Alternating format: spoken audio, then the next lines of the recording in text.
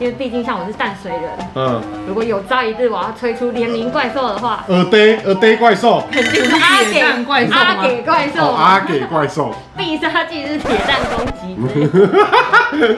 丢阿婆铁蛋，还有那个阿婆的酸梅汤去吧，好赞哦！大家好，欢迎收看《玩具玩玩具》，我是雾。切啊23，今天呢，大家也知道年末了嘛，对不对？每年的定番，2024年我们都买了什么样的玩具？那你觉得今年2024年，你觉得你玩具和花费够凶吗？因为2024年玩具人本身出了很多玩具，所有有出我都买，金额也是很可观啦。钱好嘞，跟以往2023年比的话，玩具面几乎是没有下降，下降的是宝可梦卡牌。宝可梦卡牌的预算多出来了，宝可梦卡牌我追不上你。昨天审视了一下我买的东西啊，我觉得大部分是那种自己本身在剪片的时候，自己被自己的影片烧到买的，就我们很常去拍一些展览啊，哦，这个好赞，这个好赞，我觉得在剪的当下马上去网络上下标。因为像我刚进玩具人的时候啊，有的时候在介绍玩具，然后为了要详细的描述那个玩具的优点，然后在那边看了那个图片看很久，那自己写就觉得好想要哦。然后我甚至有的时候我会写，然后文章送出去之前，我先跑去虾皮或者是露天拍卖订。我也是，因为我很怕，我介绍之后就买不到了。对，自己订好之后，然后排在脸书啊，排在 IG 上面 po 出去。虽然这样讲起来好像有点自恋，可是我觉得多少我们的文章或是我们的影片还是有一点点的影响，所以我也是会在影片发布前把自己想要买的东西先买一买。因为那天我就是看到小节期啊，FA 炫富最新的，我看到马上去预购，已经太慢了。我找了大概2间都已经停止预购，最后找了一间贵个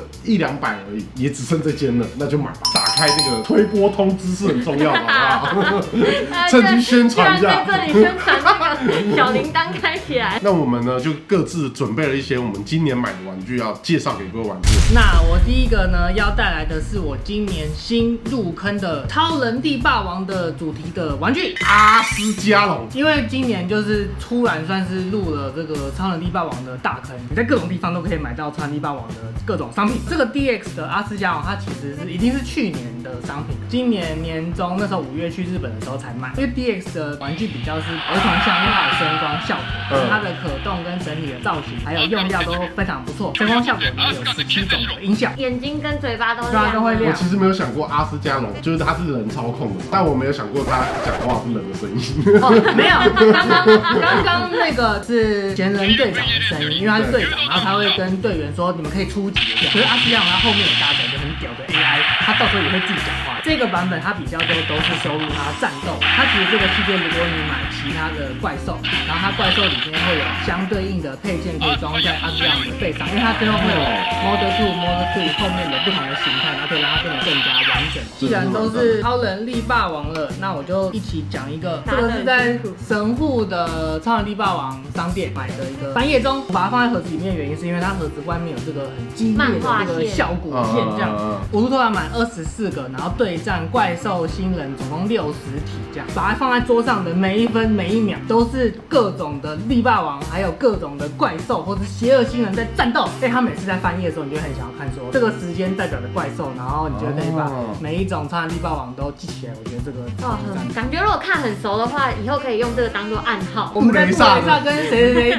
决斗的时候集合。那既然千豪讲到超人力霸王，那我也来讲我今年买的超人力霸王。像我呢是钟爱初代超人力霸王，那这个是我之前在 PB 的时候，它这个算是有点复刻之前的玩具，其实就是很简单，头可以左右动，然后手就是简单的动。它这个呢也是有声光效果，它就打开之后呢，它胸口的这个计时器就会发亮。像我刚刚几种音效？17种音效，我的有几种知道吗？4种，就是它有这个变声的，下一个是对战的音效，然后这应该是适配修米光线的音效，然后第4个是快没电的音效。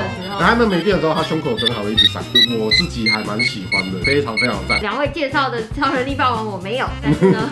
我有比较接近的儿童向可动玩具，美泰尔的 Polly Market 口袋芭比系列我。不知道这个系列还有在出对，因为它其实后来改版之后呢，就是走那种比较没有这么复古，都走比较花俏的女孩们，跟一些彩虹小马啊，比较小女孩系列的。今年迎来35周年，所以它就特别有跟一些大 IP 合作，像哈利波特、阿达一族，然后6人行。那我这次呢买的就是这个怪奇物语。哎，这是做这个对讲机的样子吗？对，因为口袋芭比它原本的概念就是用那个粉扑盒做成的，然后它这次它把它的盒装设计成他们在戏中常常使用的对讲机，对讲机的天线也是可以拉开来的，整体的包装设计我觉得都超级可爱。对讲机打开之后，它里面呢就有一些口袋芭比的小机关设计，这个可以打开的客厅。哦，这是威尔的家。还有这个是他们的学校 ，Eleven 住在地下室的小屋子等等的场景。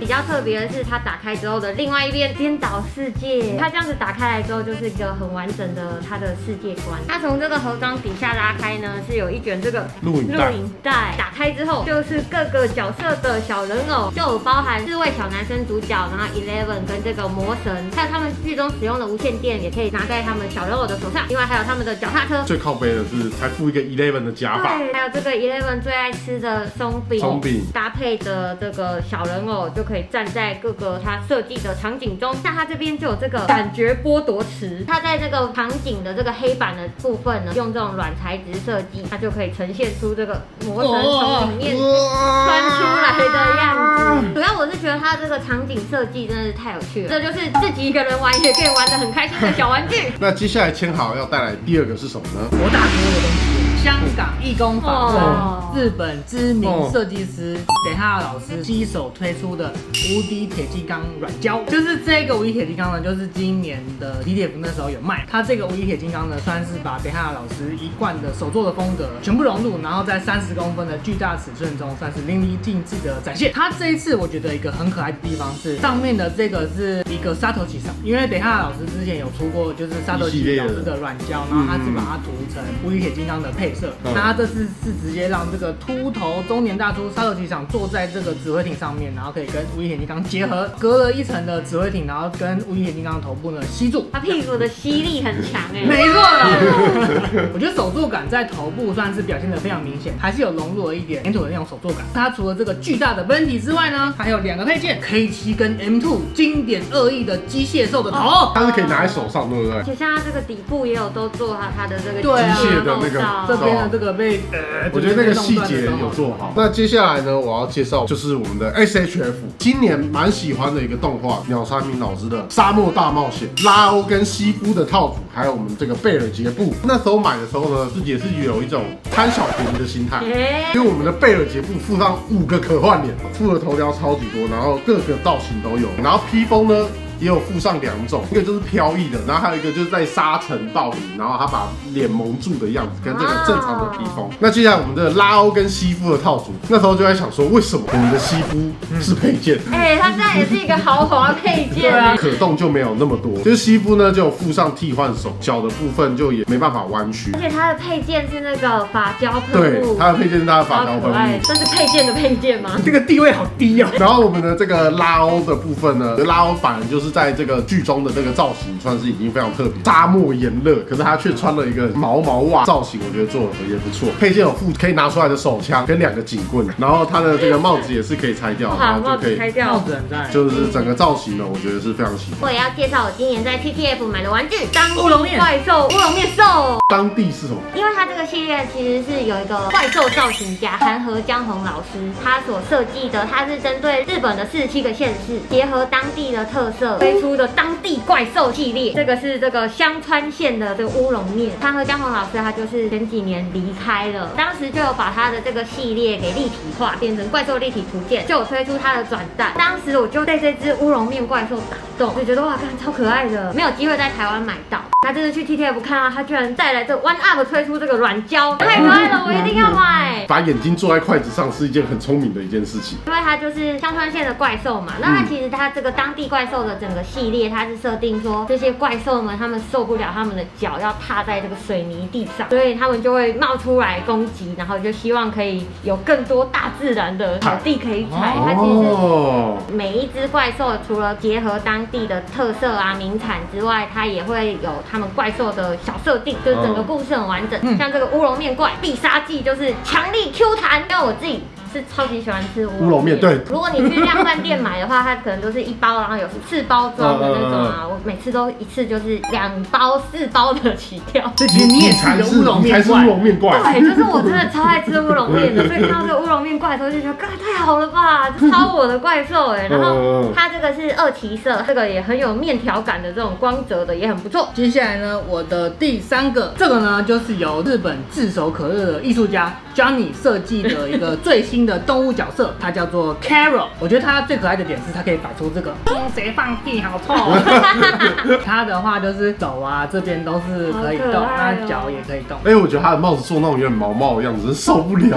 画家帽的感觉。这个 Carol 是今年也是 TTF 那时候 Johnny 那时候个展的时候卖的嘛。最早在2019年的时候，那时候 Johnny 跟 Nako 桑一起2个人做一个双人的联展。那时候很多人去是想要买 Nako 桑的科学怪人，那时候只有我那时候是第一个拿着 Johnny 的那个 Bruno 的角色，然后我们就有跟 Johnny 还有就是 Ken 桑帮我们一起拍照这样。这是他办个展，然后我去找他，然后他就说我记得你这样，我跟 Johnny 的小故事这样。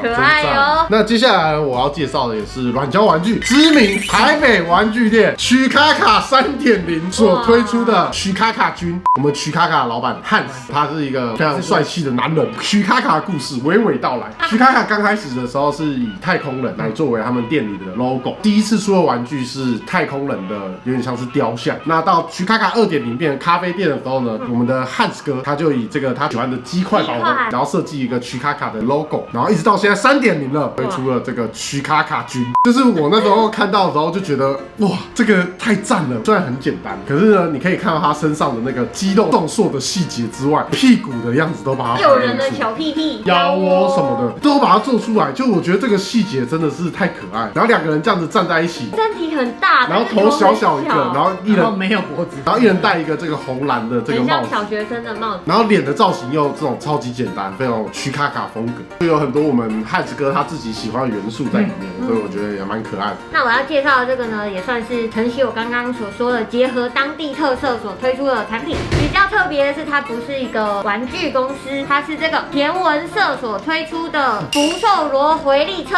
Roll Car， 它就是把台湾田间很常见的这个福寿螺的卵结合这个小车的设计。田文社他们在宜兰报道当地种田啊，还有当地一些农民间发生的故事，一个新闻社，有一点致力于在福寿螺的这个发展跟福寿螺的状况，因为这福寿螺在台湾算是一个外来入侵种嘛，但是福寿螺本身是无辜的，然后他们就针对福寿螺做了很多的研究跟调查。当初就是他们有一个计划叫做福寿螺回娘家，他们就回到那个福寿螺的原产地阿根廷去看这个福寿螺到底是怎么样子来台湾的啊，然后发展的怎么样啊。当初在去阿根廷那边要跟他们那边的这个福寿螺研究学者交流的时候，就设计了这个福寿螺的巧克力，就跟当地学者交流。这个福寿螺车呢是去年底就推出了，可是因为它第一次排卵的时候，花货叫做排卵，它第一次排卵的时候就真的是抢售一空，抢不到。然后我是等到它今年出2次排卵的时候才终于排到。它就是你可以带去外面，比如说你去那种乡下田边啊，然后就可以拍照，就真的是超可爱的，算是我少数我房间里面硬壳拼骨的玩具，就是它这个颗粒感都做得很好，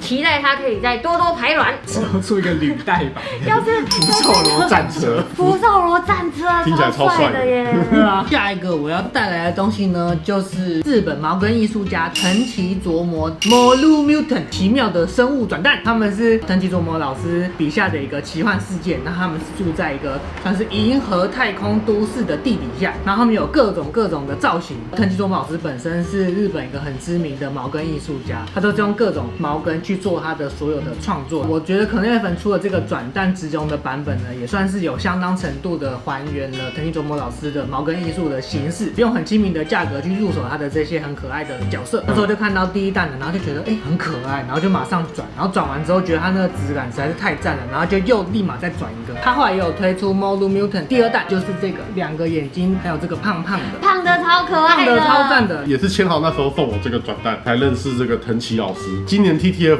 他刚好也有来参展，他那时候有出大的软胶嘛，可是后来还有出那种毛根的娃娃，超大，我就买了了一只超大只的。那其实如果喜欢的话，都可以一起入手，因为都非常的可爱。那接下来呢，我要介绍也是我们 SHF， 就是我们的志村健的很打哦机上变态哦机上。那时候推出的时候呢，就是觉得非常非常的怀念。他这个志村健的变态哦机上的造型呢，就是他穿着他经典粉红色的这个睡衣，然后围上了他这个紫色的肚兜。那整个造型呢是这种秃头的样子，非常非常的喜欢。Tamashi 这个系列就是他都出很多名人嘛，配件不会太多，可是每个造型都可以堪称是经典。因为主要他光要做出他的那个头雕，应该就要花很多的心力在开发了吧。然后他就有附上了，就是很经典在唱歌时候的表情，跟他最后鬼脸嘴巴嘟嘟的那个表情。我看到的第一眼就觉得，哦，这个是我必买的一个玩具之一。我也要介绍一个转蛋。Jojo Japan 旗下的这个 Joy Cube 所推出的咔嚓青蛙，应该大家小时候会玩过吧？就是用膝盖去顶那个脚的嘎吱窝那边，然后一下子就会腿软。那你们会不会说这个行为叫做妹妹？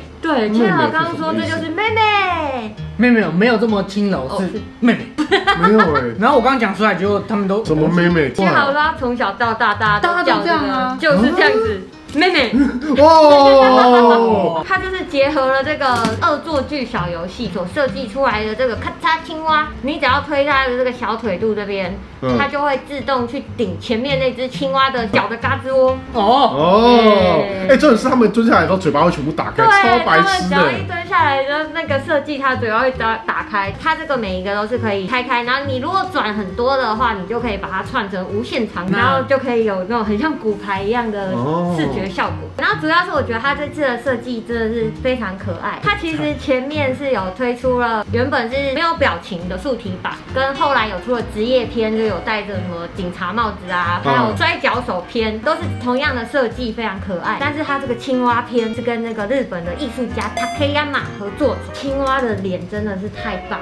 当初是因为看到 IG 上面有他的影片，可是我在台湾都找不太到他有在哪里贩卖，所以我就第一次去用了我们的日本代购网站，就把它买回来了。在日本的社群上面算是很有人气。我其实很期待它接下来会推出更多颜色，这样子摆起来会更可爱。最后呢，来自日本 Kokodo 跟漫威合作的这个浩克，光是这个包装盒就是非常的令人兴奋，真的。然后再看到里面的这个浩克的比例，对，更令人兴奋。这个比例太赞了吧！因为 Kokodo 他们这个玩具基本上，如果我在台湾要买，应该是蛮麻烦的，应该是有点买不太到，因为如果你还要抽啊，你如果抽不到，你又要吃草什么的。我那时候是看到之后就，有卖，而且你知道我在哪里买的吗？卖 Marvel 的周边的店里面买的。哦，它那时候里面有浩克。还有死侍，然后它的死侍那时候是有一般的红色版本跟 X 特工队的灰色版本。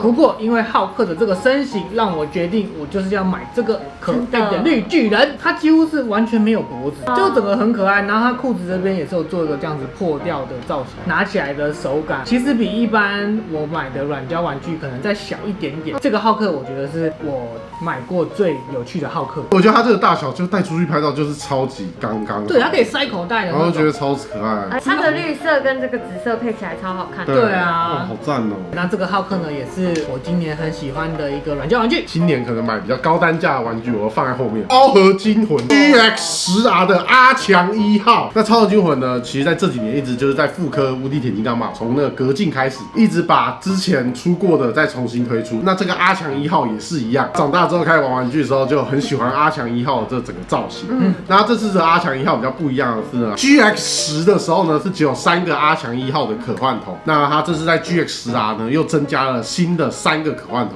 所以我觉得算是蛮值得收藏。然后呢，它也是把这个阿强长长的手都做出来，然后这个棘轮关节的声音好不好？拿在手上的整个分量感都非常赞。现在应该都还是有在卖啦，你稍微找一下应该都还是找得到。这个就是我这次今年买的超合金魂，推荐给各位玩具人，阿强1号非常值得购买。好了，那最后就换我。今年我们不是年初的时候有去那个转蛋概念馆吗？然后在楼上玩了他的四驱车。我回家之后就忍不住重回四驱车的怀抱，我就去买了那个德国的那个铁狼，就开启了我这个四驱车之路。然后我这次要推荐的呢，就是我之前有 po 在 IG 上面跟大家分享田宫暴走兄弟30周年崂山旋风冲锋跟这个猎山的这个飓风音速。虽然它是一个这个别具意义的这个30周年的纪念版本，但是呢，我还是没有办法组完给大家看。我想要分享这个呢，就是我要当场在这里立下一个誓言，算是逼迫自己吗？对，逼迫自己，我明年开始一定要认真的组这个四驱车，然后认真的开始玩它们。因为就是前阵子台通的何 A 在我分享那个四驱车的时候，他就有私讯我，然后跟我分享了另外一台是田宫的电动3轮车 T301，超酷的遥控车，它是3轮的，然后它还可以这样子压车，然后这样3段式，然后再自己起来，流线型的走法，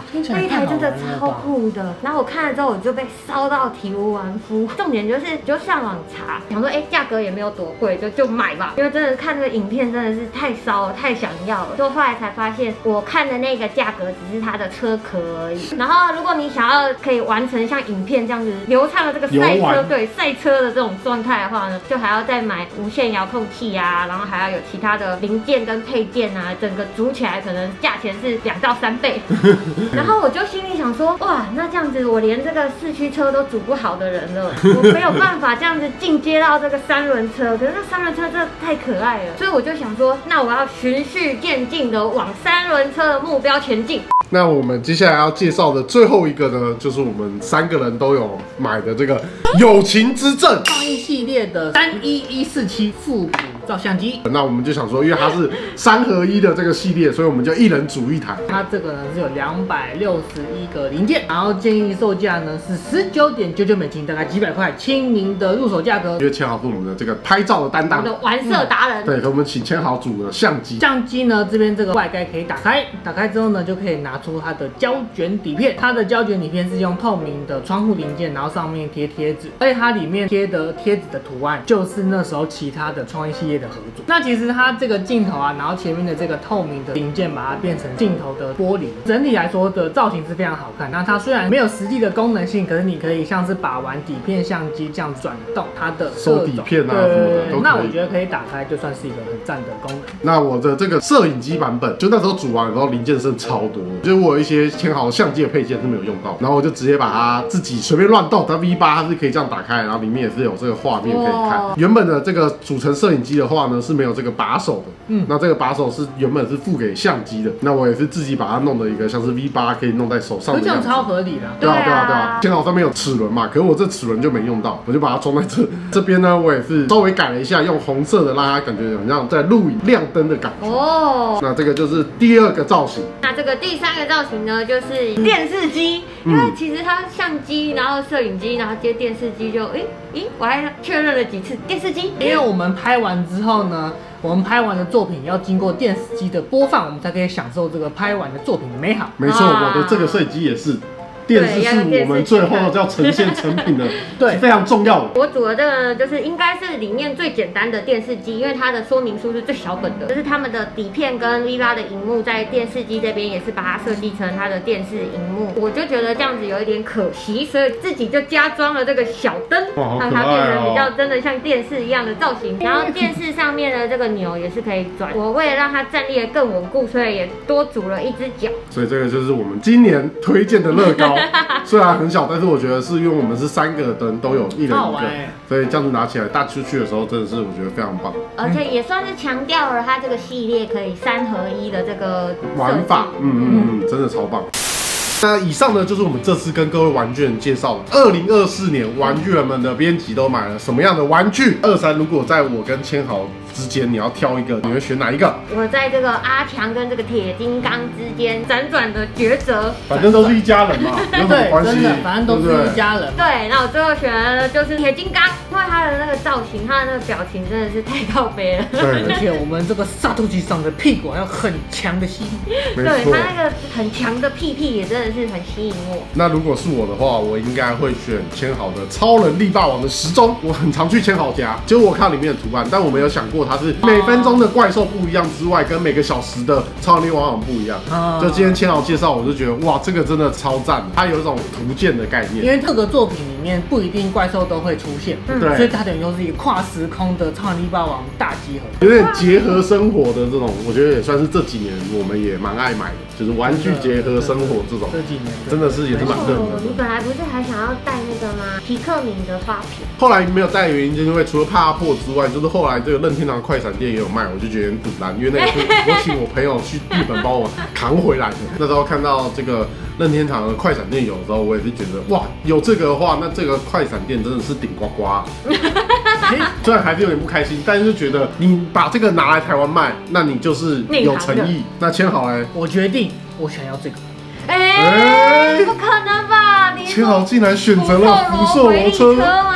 因为我觉得他们就是为了这个福寿螺的物种，然后他们特地还是会去阿根廷，他们用一个很认真的态度去做一个我们平常可能不会这么在乎的一个事物，然后用这个福寿螺有可能被人家稍微有点唾弃的印象。我觉得是，我觉得就有一点点，因为你小时候爸爸都会说那是外来种。刚刚23讲，它本身是它无辜的，对。那我们其实可以借由他们制作团队这样子的努力，去达成我们对福寿螺这个物种的更多的想象。那其实这个回力车就是一个很美好的一个表现方式，所以我们可以排除这个歧视，排除偏见。对，就变成说你什么样的东西，你只要用对方式去制作、去介绍，都会是一个好的商品。哇，千豪真的很会讲太会讲了吧？哇！